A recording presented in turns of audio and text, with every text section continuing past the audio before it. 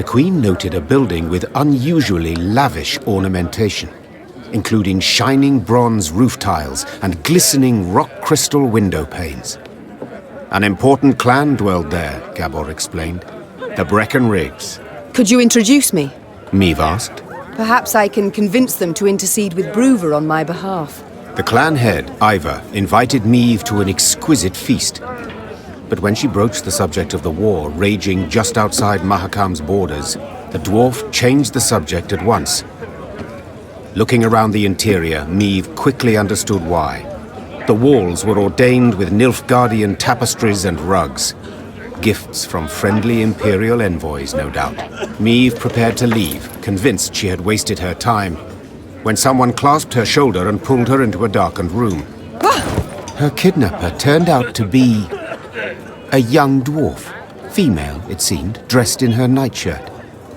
She introduced herself as Ivar's daughter, Eudora Breckenrigs, and openly admitted she had eavesdropped on Meve's dinner conversation. Listen, me dad's stubborner than an old goat, but I'll convince him to help you. For a wee favour, that is. What? I want you to steal something from the clan archive. Historiae Mahakamorum, 'tis called. See, me dad won't let me betroth me sweetikin Zoltan. Says the codex forbids marrying a dwarf who's left the mountains. But there's precedent. Just such a case described in that document. If I can show it to Da, he'll have to change his mind. Meve felt sympathy for Eudora and wanted to help her, especially considering the favor Eudora could do her in return.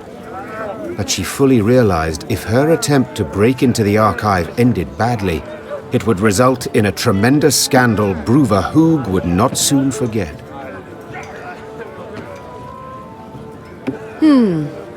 The pot's worth the play, I believe. Fine. I accept your offer. They then shook hands, sealing the deal. Meve had to bite her tongue to stop from crying out, for the young she-dwarf had the grip of a brawny blacksmith. Meve returned to her company and, massaging her sore hand, presented Eudora's offer. Gascon volunteered for the task at once. Thievery's my forte. The dwarves won't notice a single mothball out of place. Gascon snuck into the archive under the cover of darkness. Just as he was tucking Eudora's desired document into his cloak, he heard dwarven boots clanking down the stairs. Damn it! Gascon swore. I can't let them catch me.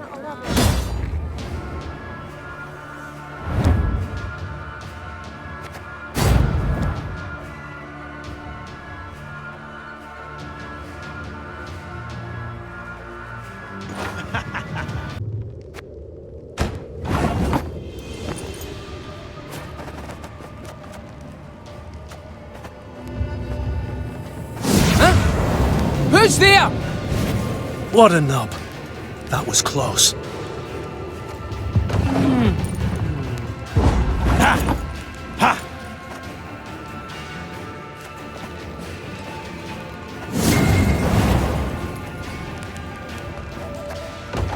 Piece of cake.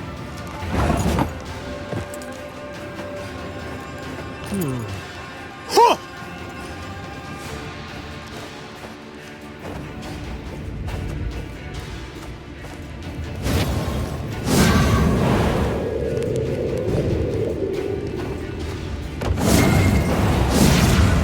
Just a bit more.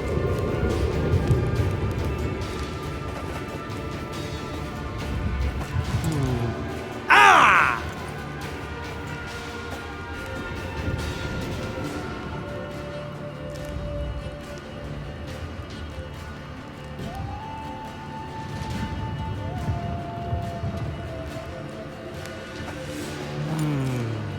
Yeah! Huh! Ah! Yeah!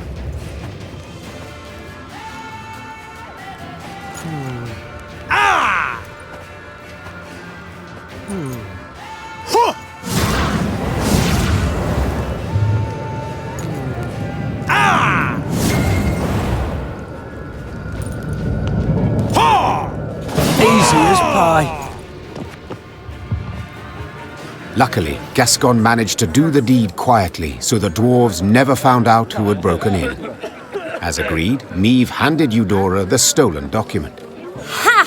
The dwarf shouted, raising the parchment in a triumphant gesture. Da can't do nothing to stop her making vows now. I've got to write Zoltan right quick. Thanks. Thanks a million times over. And Eudora did her part too. Soon after, the Queen learned there'd been a gathering of the clans, and Iva had indeed spoken on her behalf. She could only hope the elder Breckenriggs had swayed Bruva Hoog as well. Eudora Breckenriggs Chive. Oh, I truly like the sound of that. Oh, there's nothing like solidarity between ladyfolk. Nothing at all. Da's stubborn, but I always find a way with him in the end. The right stratagem, and he turns into putty in my mitts. Oh, there's nothing like solidarity between ladyfolk. You can count on us, Queenie. Ivor'll be a wall at your back, stout and strong. You're no cold without a beard. What are you poking me for? Ah, scrounging for coin, no doubt. Righty then, take this pouch and kindly get off my arse.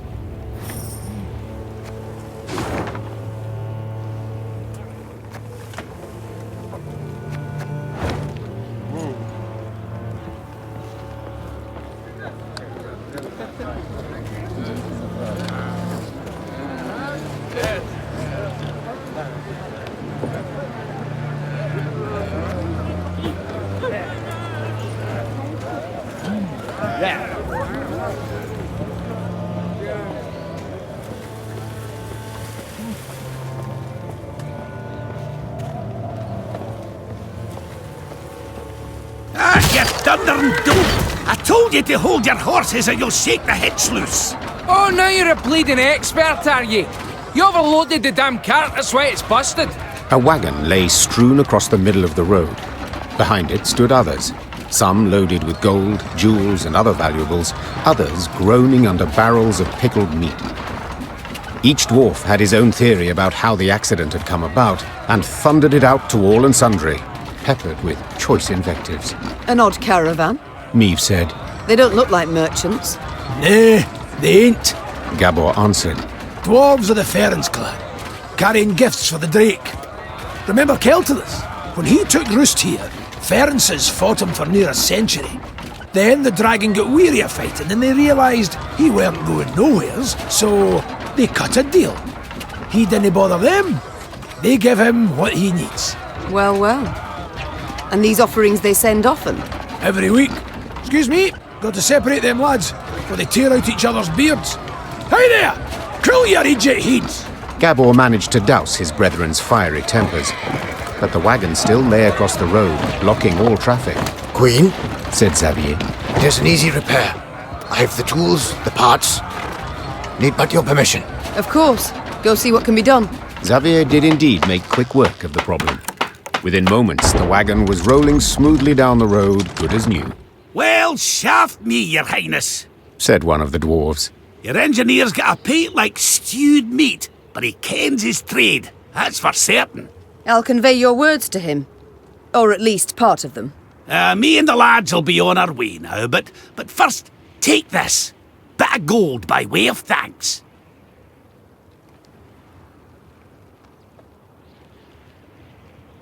Thank you. Meve said, accepting the surprisingly heavy pouch. In wartime, every copper counts. The dwarf bowed in parting, shook the snow off his beard, then rejoined his caravan. Within a few moments, the wagons had disappeared around the bend.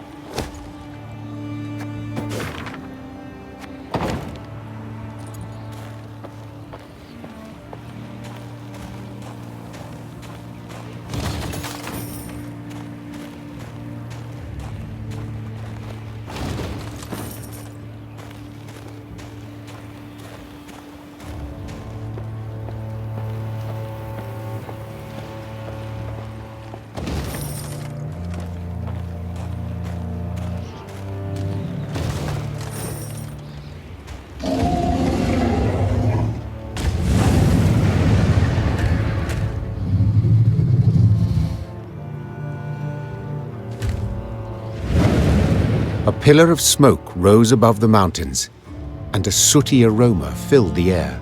Fire! Gabor said, then took a deep sniff. Perhaps a bolt struck some barren trees. No, Meave said curtly. I know that scent too well. All Edirn reeked of it. It's the smell of burning homes. The Lyrians quickened their gait. Soon they saw a town fully aflame, and a roaring, furious dragon above it. That's your Keltimus? Gascon asked, shielding his eyes from the sharp glare emanating from the city. You were right. Perfectly harmless. Dinna ken what's got his knickers in a bunch. The dwarf said, grabbing his axe from his belt. Queen, we got to make haste to the rescue. Reynard! Meave called out. Have our men wet their cloaks for a modicum of fire protection. We move as soon as they're done. Your Grace, they are but common soldiers. To fight a dragon. I know, but we must help them, or at least try. While Reynard went to pass on the order, Meave turned to Gabor. This dragon, has it any weakness? Fear not, Said the sombre dwarf. except a fondness for raw meat. Meave nodded and swallowed dryly. Despite the cold, she felt sweat pour down her scalp. Stifling her fear, Meave gave the order to attack, and her soldiers rode into the flaming city. From up close, Keltilis looked even more terrifying. Though enormous, he moved with shocking agility, like a lizard scurrying over sand. With one swing of his paw, he snapped the necks of 3 dwarves, then bisected a 4th with a powerful bite. After that, he turned his attention to the Lyrians. More of you! He said, twisting his bloody maw into a horrifying smile. Good!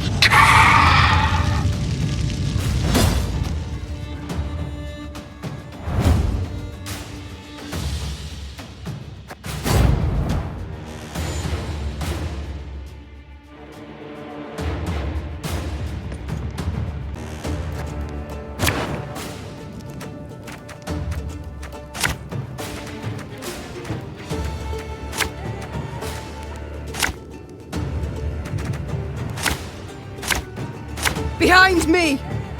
Stay together!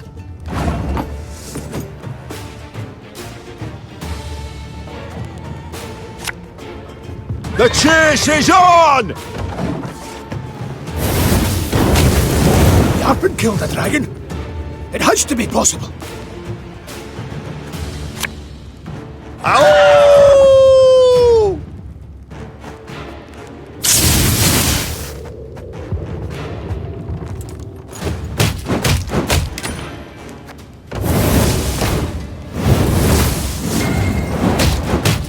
Ah, shite! He's raging now! Watch out!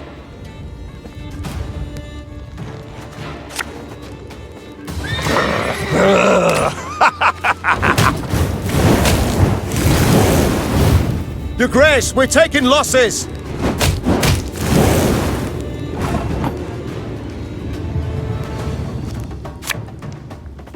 What do you want of me?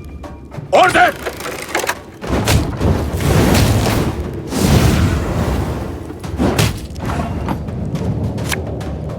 Yeah, yeah!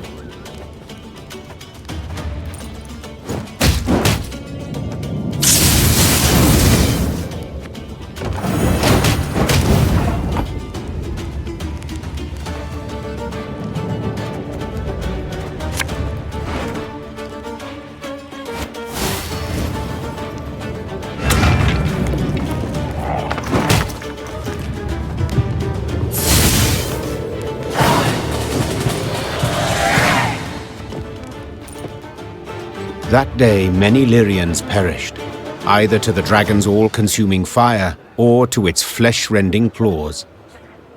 Yet their sacrifice was not in vain. Together with the dwarves, they were able to grievously wound Keltilis, forcing him to flee. The howls of the wounded monster rang throughout the valley. That's right, howl, you scurvy snake! Shouldn't they ever attacked us, eh?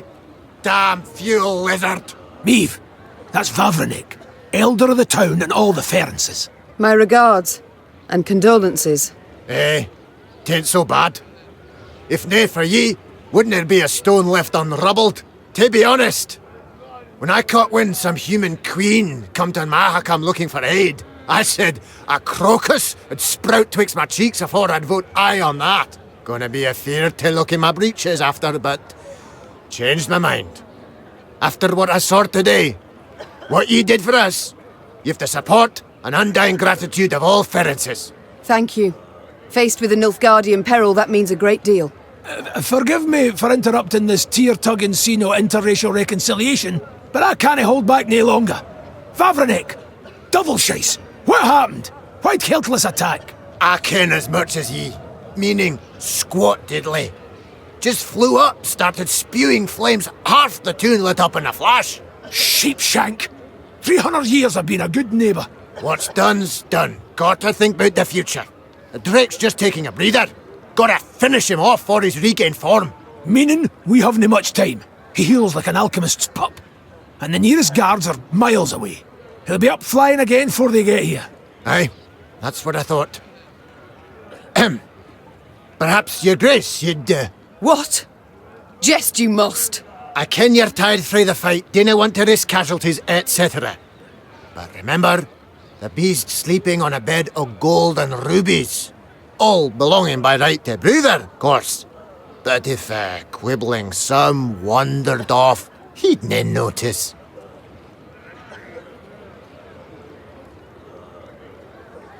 I admit that does alter my calculations. Besides, the dragon was badly wounded. Putting it featherly, blood poured out of him like a leaky bladder. Just needs a coup de grace. Fine. I'll do the deed. Ken you'd see the light. Oi, Vavrenek, Vavrenek. This lady's gonna make your rump a regular crocus garden. Aye, Queen's doing us a great service. One that'll profit us both. So, where is Keltulus's lair? North of here. It's a vast cavern. Ye canna miss it. Meve bid farewell to Vavrenek and set out on her way. Did her way lead to the dragon's lair, you ask? Shh. Let's not spoil the surprise.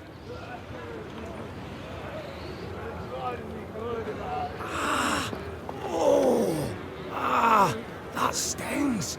Got a blow on it a little. Trust a boarhead, and what do you get? A singed bahookie. Brown, red, gold.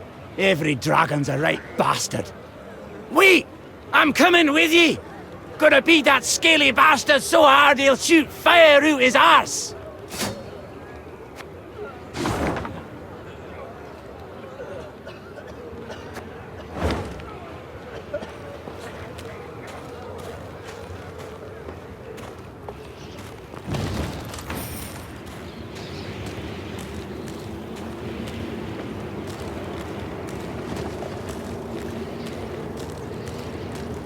Keltulus's lair was indeed impossible to miss, as would stand to reason, for any space capable of containing a dragon must be enormous.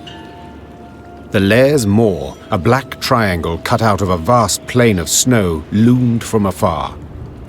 Confirming the dragon's presence was the powerful odor emanating from it, one of sulfur and blood. Well then, Gascon said, ready to become a legendary dragon slayer? My father oft said, never should you count pelts till the hunt is through. Meve said, dismounting her horse. It's all the more true when you hunt dragons.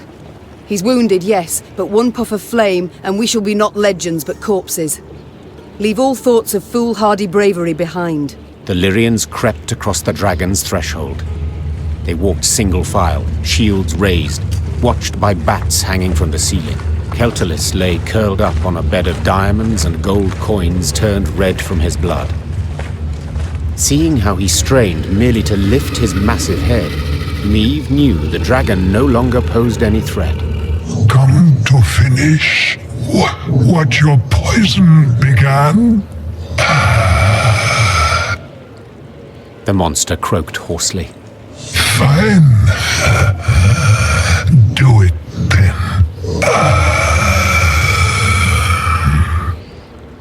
Keltulus turned over, exposing his vulnerable underbelly, and waited calmly for the fatal blow. Wait, Meve said, dropping her sword. what poison?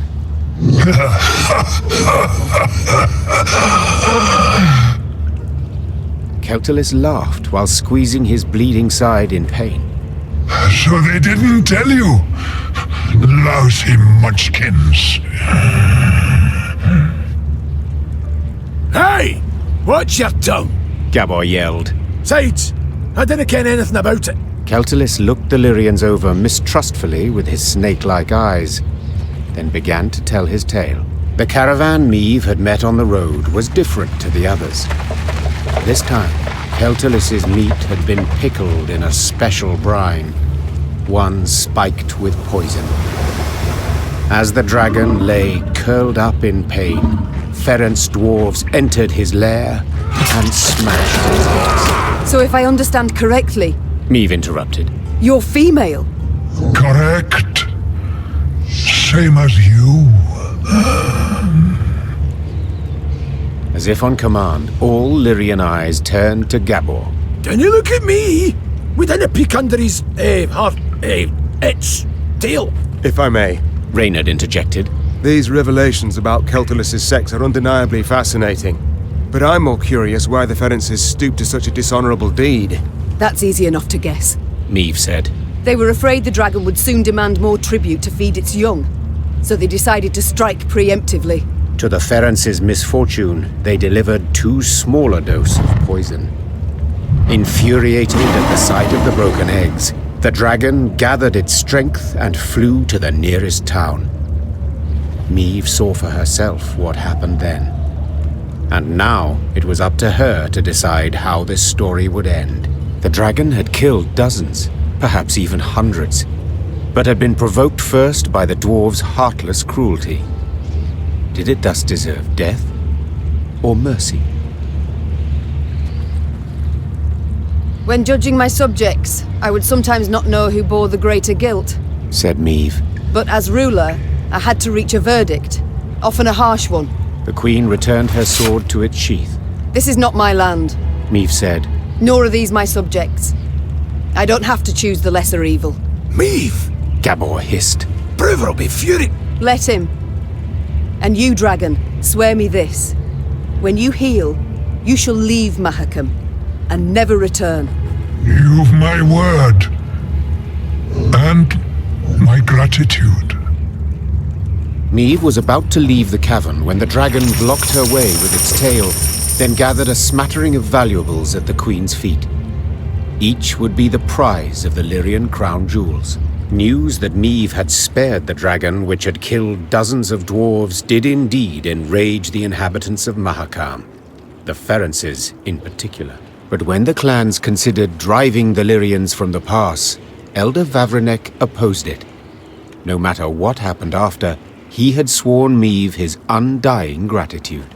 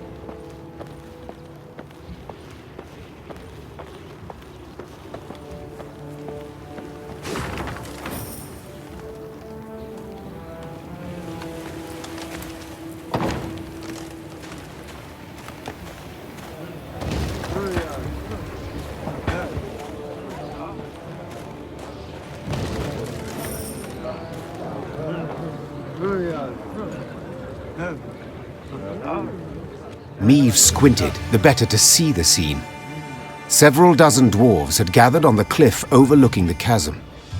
All were turned towards a ramp, at the peak of which stood a barrel. What is that gathering about? Asked the Queen. Have we a feast day? Nay, answered Gabor grimly. 'Tis an execution. A hairy head peeked out of the barrel. The long, pointy nose and ears left no doubt that it belonged to a gnome. The first Meve had ever seen in her life. Help! Save me! The gnome yelled. They aim to kill me! Cast me in the chasm! Shut your maw! Barked the dwarf standing next to him, who then shoved the gnome inside the barrel and covered it with a lid. Your crimes! The sheer weight of it, hey! No lighter punishment is fitting! The other gathered dwarves nodded approvingly. Two gripped the barrel, lay it on its side, then lifted it to cast in the chasm, paying the thumping from inside it no heed. Meve leapt from her horse, and ignoring Gabor's objections, scrambled up the ramp. Oi! You're not allowed! Hey, damn it! What do you think you're doing? I think it's obvious. Preventing the execution. Thanks be to the gods! Whoa, wench, you've no such right. Judgment's been handed down. Sentencing's done. Yes, and a cruel sentence it is. One that prompts me to wonder what the accused did to deserve it. Better to ask what he didn't do, the varmint. Arrived here with his peddler's wagon full of tricks and gadgets. Went from house to house, praised his rubbish to the high heavens. And what's it he sold us? Bombs that go off in your hand. Beard growth formula that makes your hair catch fire. Music boxes for the kiddies. Once cranked, they never ploughing stop. You needed but to loosen the screw in the back and... Shut your maw, ye roaster. Doesn't it matter all that? 'Cause we'd have forgiven it if he hadn't broken our sacred rules and hallowed customs. Which ones, if you don't mind me asking? Enter the smithy, cap on his head, held nails between his teeth, and poured fruit syrup in his beer. Raspberry. Blech. Just the once, and but a few drops. You got nothing to explain your villainy, scoundrel. Not a thing. And that's not even the worst. Saved his highest crime for the end. He was in a mine. And he whistled. Oh, aye, that's bad. Shouldn't have done that. Aye, he did. Whistled. Through his teeth. And hummed in harmony, a long warble. We all heard it up and down the shaft, and our grandelders were clear. Death's the punishment. Death by barrel roll.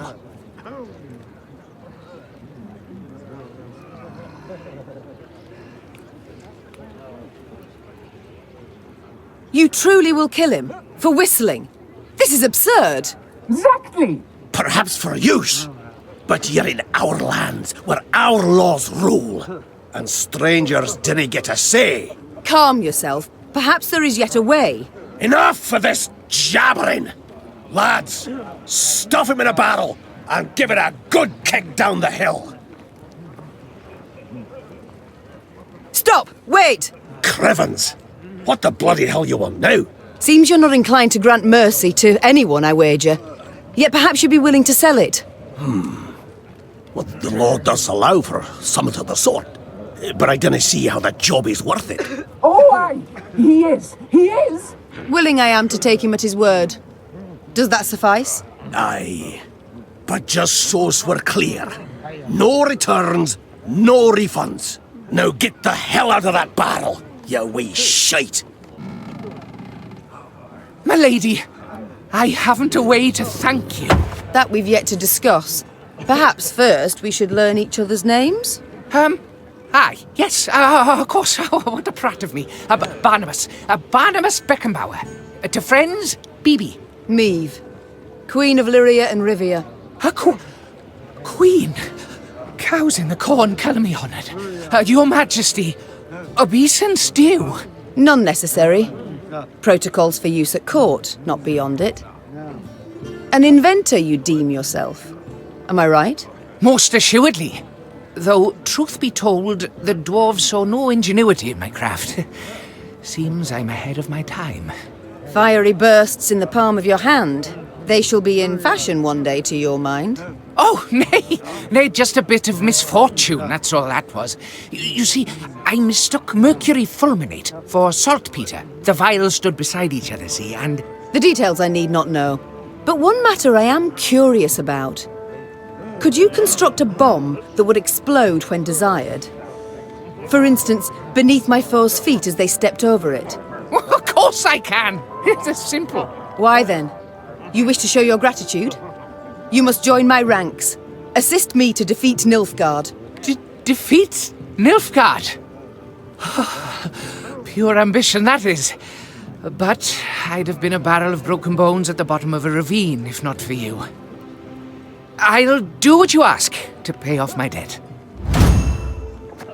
And thus, for the first time in Lyrian annals, a gnome enlisted with the army.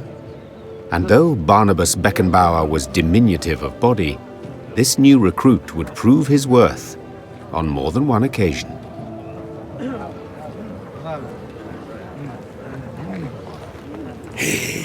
Well, a damn shame. What with such good visibility today, too? Well, a damn shame. What with such good visibility today, too? Every year more monsters crawl out for spring cleaning.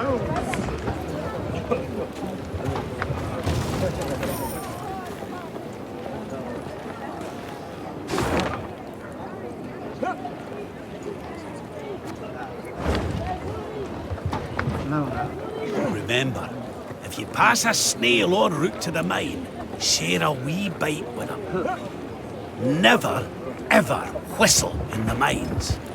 Now hold on. Pour ye some hoots first. Makes for merrier marching when things get frosty.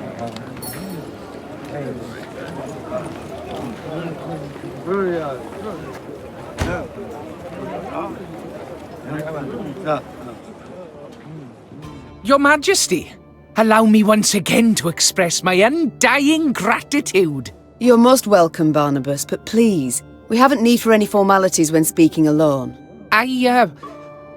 Well, of course. How might I help you then? I like to know. No, I must know who I travel with. Please do tell me about yourself. About me? I've most civil relations with dwarves, as you saw. But is there anything in particular you'd like to know? Why not start at the beginning? Tell me where you hail from, perhaps. Oh, right. Well, I was born in the distant south, in Tir Tokhair. My mother was a washerwife, my father, an armourer. Soon as I'd passed 40 winters and could strike out on my own, I left the family, my native parts. So I've been on the road now about, 20-odd years. Indeed. A rather long while. Did the south simply not suit you? Oh, I wouldn't say that exactly. It's just staying would have meant stepping into my father's shoes.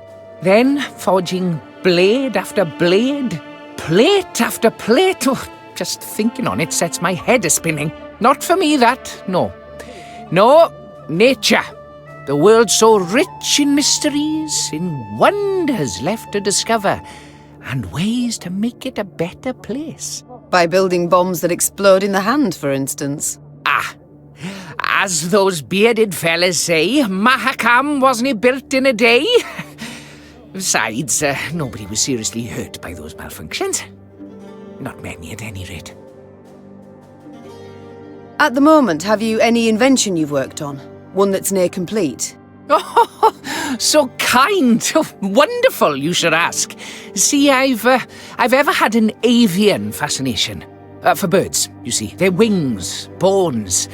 The structure's perfect. The aerodynamicism, the plumage.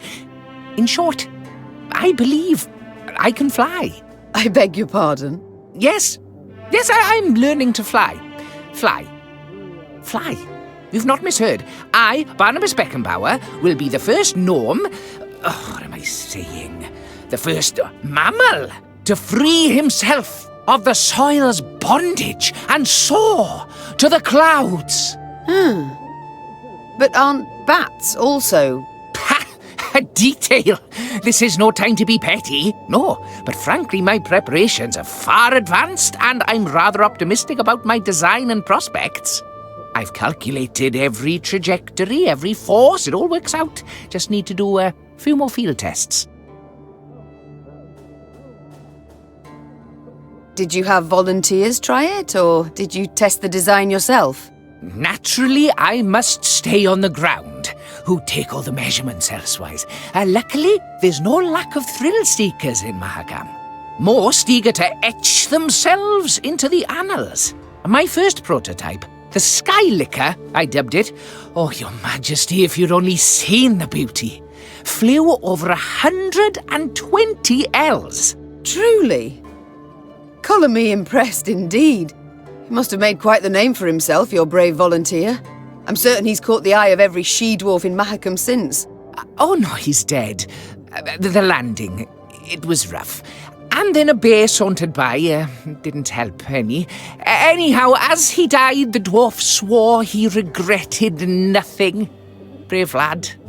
A bit daft, though. I see. But the next time you request I try one of your inventions, I'd ask you to remind me of this touching tale. Time I attended to other matters. Ah, yes, you're still here. Off you go then.